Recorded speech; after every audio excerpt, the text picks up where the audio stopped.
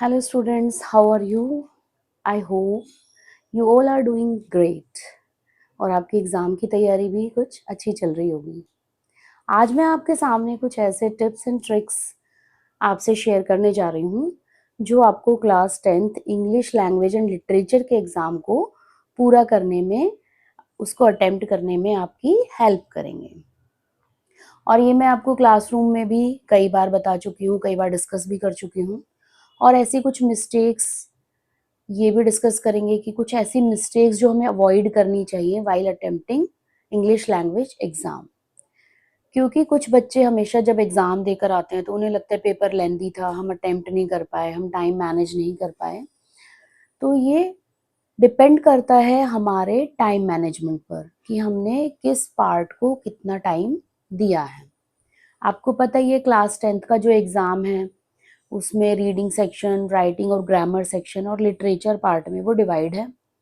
तो फर्स्ट हम जो देखते हैं वो रीडिंग वाला पार्ट देखते हैं, जिसमें कॉम्प्रिहेंशन पैसेज आते हैं आपके, जो 10-10 मार्क्स के होंगे, ठीक है। देन आपका राइटिंग सेक्शन, ग्रामर सेक्शन आता है, वो भी 10-10 मार्क्स के होंगे। फिर उसके बाद आता है आपका लिटरेचर वाला पार्ट, जो 40 मार्क्स का होगा, ओके। तो जो हमारा टाइम मैंने आपको बताया, जो मैंने मार्क्स बताए उसके हिसाब से अगर देखा जाए तो लिटरेचर पार्ट 50% क्वेश्चन पेपर को कवर करता है, ओके। सबसे पहले हमें स्टार्ट करना है, वो करना है हमें राइटिंग सेक्शन और ग्रामर वाला पार्ट, जो हमें 15 मिनट्स रीडिंग के लिए दिए जाते हैं। उसमें आप उन क्वेश्चंस के आंसर ढूंढने, उन्हें माइंड मैपिंग करने में लगा सकते हैं। ग्रामर में देखिए सिर्फ 10 क्वेश्चंस अटेम्प्ट करने हैं और उनके आंसर सिर्फ 1 वर्ड या फिर 1 सेंटेंस में आपको देने होते हैं। इस पार्ट को टोटल मिलाकर हम 40 मिनट्स दे सकते हैं, ठीक है, जिसमें आपका राइटिंग और ग्रामर वाला पार्ट कवर हो जाएगा। फिर बारी आती है, हमें स्टार्ट करना है सेकंड नंबर पर लिटरेचर। लिटरेचर 40 मार्क्स का है, जो 50% पेपर को कवर करता है मार्क्स के हिसाब से। तो इस वाले पार्ट को आप 1 आवर 15 मिनट्स या 1 आवर 20 मिनट्स तक दे सकते हैं, क्योंकि जो लिटरेचर पार्ट है उसमें हमारे जो बुक के चैप्टर्स हैं, स्टोरीज हैं और जो पॉम्स हैं वो हमने बहुत अच्छे से रीड करी होती हैं, उनकी हमें समरी पता है, पोएम्स की सेंट्रल थीम पता है, तो आप उनको बहुत अच्छे से सारे क्वेश्चंस को आंसर कर सकते हो, जिसके लिए 1 घंटा 20 मिनट या 1 घंटा भी काफ़ी है, लेकिन मैं 10 से 20 मिनट्स एक्सटेंड करके ही चल रही हूँ कि अगर आप उतना टाइम भी देते हैं, तो बाद में जो हमारा बचता है, वो बच जाता है 1 घंटा।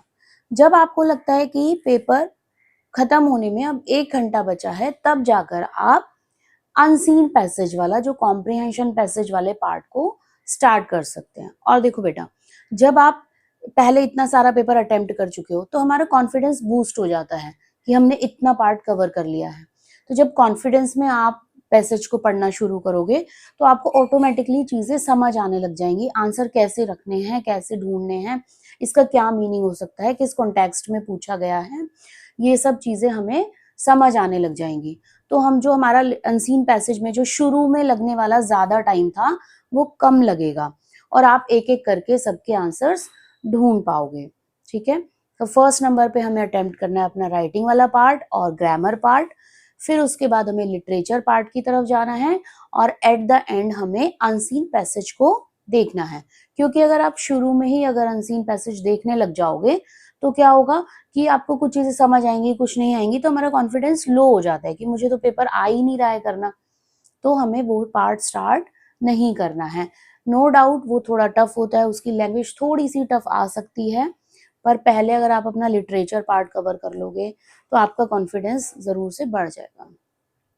और सबसे लास्ट टिप जो मैं आपको देना चाहूंगी कि आपको क्या करना है, एक तो आपको अच्छे से रेस्ट भी करना है, अपनी नींद पूरी करनी है, पानी खूब सारा पीना है, हेल्दी खाना खाना है ताकि आपकी हेल्थ इन दिनों नहीं बिगड़े या किसी कोई हेल्थ इशू ना आए, ठीक है। तो आपको भरपूर आराम भी करना है, नींद लेनी है, पानी पीना है अच्छे से और अच्छा खाना खाना है। एक और टिप लास्ट में, जब आप तैयारी करते हो आपको लगता है कि मुझे ये लर्न हो गया है, लेकिन कई बार अपना टेस्ट खुद लेना होता है हमें। तो जब आपको लगे कि मेरी पूरी तैयारी हो गई है, तो एक कोई भी सैंपल टेस्ट क्वेश्चन पेपर लेकर आप बैठें, 3 घंटे के लिए अपना माइंड सेट करें कि 3 घंटे मुझे इस पेपर को अटेम्प्ट करके देखना है। आपको राइटिंग की more and more writing practice की आपको जरूरत पड़ती है, तो आप उस हैबिट में आ जाएं कि आप जितना मैक्सिमम लिख सकते हैं उतना लिखिए। ठीक है, thank you, all the best. I hope आप बहुत अच्छा करेंगे अपना पेपर। Good bye.